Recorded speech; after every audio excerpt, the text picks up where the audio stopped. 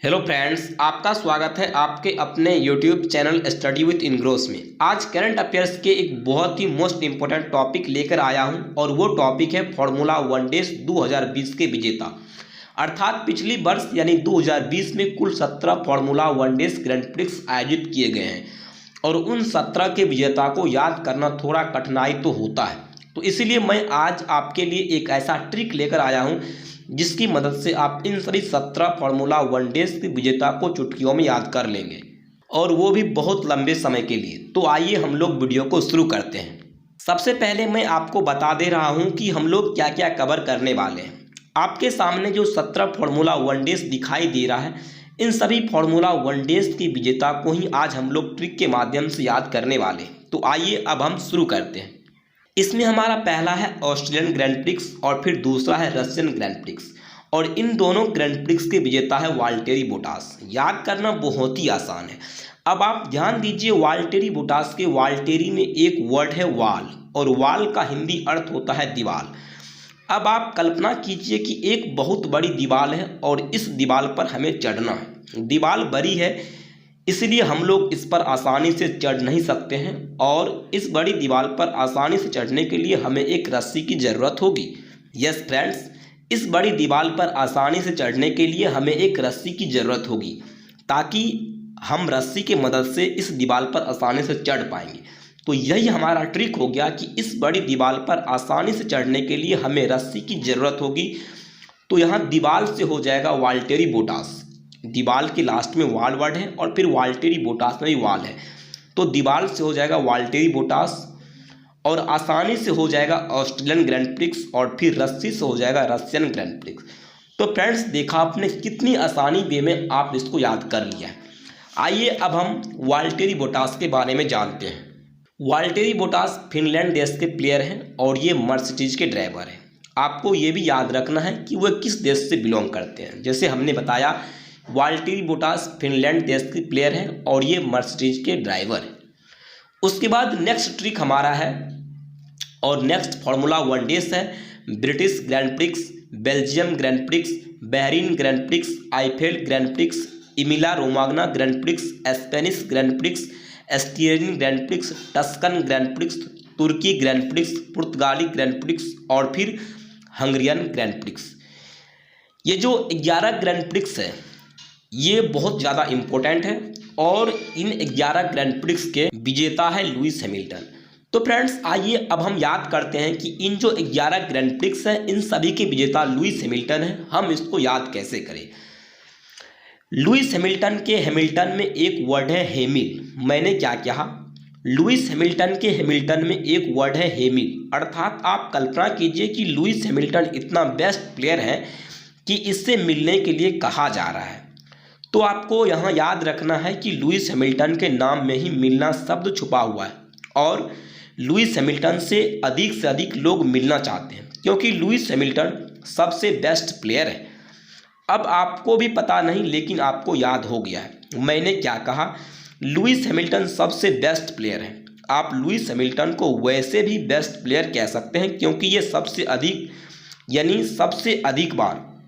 सबसे अधिक कहने का मतलब हुआ कुल 11 ग्रैंड प्रिक्स इन्होंने इस सीजन में जीत चुके हैं। तो हम लोग सब वास्तविक हैं कि लुइस हैमिल्टन को बेस्ट प्लेयर कह सकते हैं। तो यही हमारा ट्रिक हो गया कि लुइस हैमिल्टन बेस्ट प्लेयर है। हाँ friends, Lewis Hamilton best player है और हमारा ट्रिक बनकर तैयार हो गया। यहाँ बेस्ट में बी से हम लोग रिलेट करेंगे ब्रिटिश ग्रैंड प्रिक्स को और फिर बी से करेंगे बेल्जियन ग्रैंड प्रिक्स को और बी से ही करेंगे बहरीन ग्रैंड प्रिक्स को। उसके बाद बेस्ट में ई से हम लोग रिलेट करेंगे आईफेल ग्रैंड प्रिक्स को और फिर ई से ही रिलेट करेंगे इमिला रोमाग्ना ग्रैंड प्रिक्स को। उसके बाद बेस्ट में हम लोग एस से रिलेट करेंगे स्पेनिश ग्रैंड प्रिक्स को और फिर एस से ही रिलेट करेंगे एस्टियरिन ग्रैंड प्रिक्स को। बेस्ट में हम लोग टी से रिलेट करेंगे टस्कन ग्रैंड प्रिक्स को और फिर टी से ही रिलेट करेंगे तुर्की ग्रैंड प्रिक्स को। बेस्ट प्लेयर हैं, प्लेयर में पी से रिलेट करेंगे हम लोग पुर्तगाली ग्रैंड प्रिक्स को और फिर हाई में एच से रिलेट करेंगे हंगरियन ग्रैंड प्रिक्स को। तो देखा फ्रेंड्स, आपने कितनी आसानी वे में इसको याद कर लिया है। आप इसको एक बार रिपीट करके देख लीजिए। उसके बाद अब हम जानते हैं लुइस हैमिल्टन के बारे में। लुइस हैमिल्टन ग्रेट ब्रिटेन के प्लेयर हैं और ये भी मर्सिडीज के ड्राइवर हैं। हाँ friends, Lewis Hamilton great Britain के प्लेयर हैं और ये मर्सिडीज के ड्राइवर हैं। चलिए हम आपको रिकॉल कराते हैं। लुइस हैमिल्टन सबसे बेस्ट प्लेयर हैं क्योंकि ये सबसे अधिक फार्मूला 1 रेस जीते हैं, तो लुइस हैमिल्टन बेस्ट प्लेयर हैं। इसी से आपका सभी के सभी ग्रैंड प्रिक्स कवर हो जाएंगे। उसके बाद हमारा नेक्स्ट है इटालियन ग्रैंड प्रिक्स, और इटालियन ग्रैंड प्रिक्स के विजेता है पियरी गैस्ले। तो यहाँ ध्यान दीजिए, इटालियन के स्टार्ट में एक वर्ड है इट, और इस इट को हम लोग रिलेट करेंगे इस इट से, और इट का हिंदी अर्थ होता है खाना। फ्रेंड्स, आपको स्पेलिंग पे नहीं जाना है आप, और हमारा मकसद है आपको याद कराना। इटालियन ग्रैंड प्रिक्स के स्टार्टिंग में इट वर्ड है, और इट का मतलब क्या होता है खाना। अब आप कल्पना कीजिए कि हमें खाना बनाना है, तो हम खाना बनाने के लिए सिंपली गैस का प्रयोग करते हैं। तो यही आपका ट्रिक हो गया, खाना बनाने के लिए गैस का प्रयोग करते हैं। तो यहाँ खाना मतलब इट, और इट से रिलेट करेंगे इटालियन ग्रैंड प्रिक्स को, और गैस से रिलेट करेंगे पियरी गैस्ले को, क्योंकि पियरी गैस्ले के लास्ट में गैस वर्ड है। आइए अब हम उम्मीद करते हैं कि ये ट्रिक आपको याद हो गया होगा। आपको कुछ नहीं करना है। इटालियन ग्रैंड प्रिक्स के स्टार्टिंग में इट वर्ड है, इट मतलब होता है खाना, और खाना बनाने के लिए गैस का प्रयोग करते हैं। गैस से हम लोग रिलेट करेंगे पियरी गैस्ले को।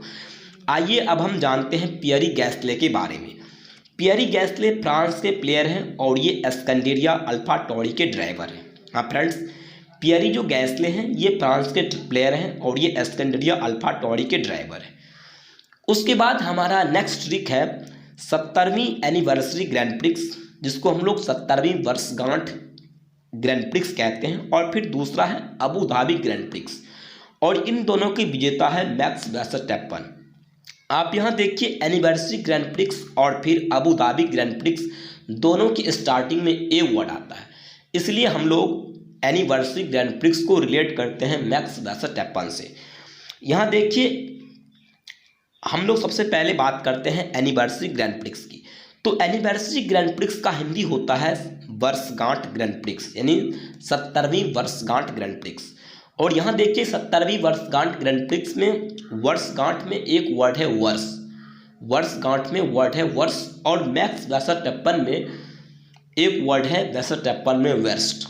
यहाँ पर भी वर्षगांठ में वर्ष है, और फिर वर्स्टैपेन में भी वर्ष है, दोनों एक दूसरे से रिलेट है। आप इस प्रकार से याद कर सकते हैं कि 70वीं वर्षगांठ जो ग्रैंड प्रिक्स है और फिर अबू धाबी ग्रैंड प्रिक्स है, इन दोनों की विजेता है मैक्स वर्स्टैपेन। हमने कहा था कि एनिवर्सरी ग्रैंड प्रिक्स और Abu Dhabi grand prix starting में ए वर्ड है, और 70वीं वर्षगांठ ग्रैंड प्रिक्स में वर्षगांठ में वर्ष वर्ड है, और फिर मैक्स वर्स्टैपेन में भी वर्ष वर्ड है। इस प्रकार से हम रिलेट कर लेंगे कि 70वीं वर्षगांठ ग्रैंड प्रिक्स और फिर अबू धाबी ग्रैंड प्रिक्स के विजेता कौन है, Max Verstappen. Max Verstappen Netherlands के प्लेयर हैं, और ये रेड बुल के ड्राइवर हैं। हाँ फ्रेंड्स, मैक्स वर्स्टैपेन नीदरलैंड के प्लेयर हैं, और यह रेड बुल के ड्राइवर हैं।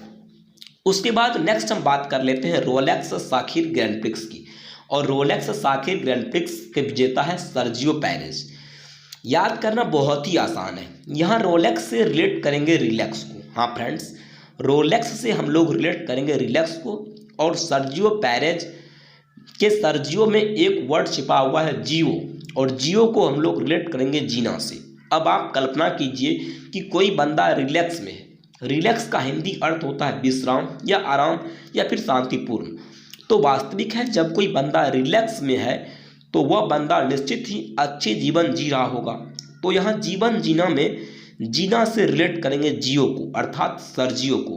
तो आप इस प्रकार से याद कर सकते हैं कि रोलेक्स साखिर ग्रैंड प्रिक्स के विजेता सर्जियो पेरेज हैं। तो फ्रेंड्स, आप अनुमानित लगा लिए होंगे कि आप कितना इजी वे में इन सभी 17 ग्रैंड प्रिक्स के विजेता के नाम को आसानी से याद कर लिए हैं।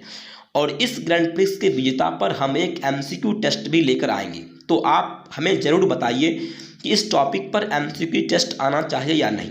तो अब हम इस वीडियो को आपके ऊपर छोड़ते हैं कि आप इस वीडियो को लाइक करते हैं नहीं। प्लीज़ इस वीडियो को लाइक कर दें और हमारे चैनल को सब्सक्राइब कर दें, ताकि आपको हमारी अपडेट मिलती रहे। तो फ्रेंड्स, मिलते हैं नेक्स्ट वीडियो में। आज के लिए बस यही तक। जय हिंद, जय भारत।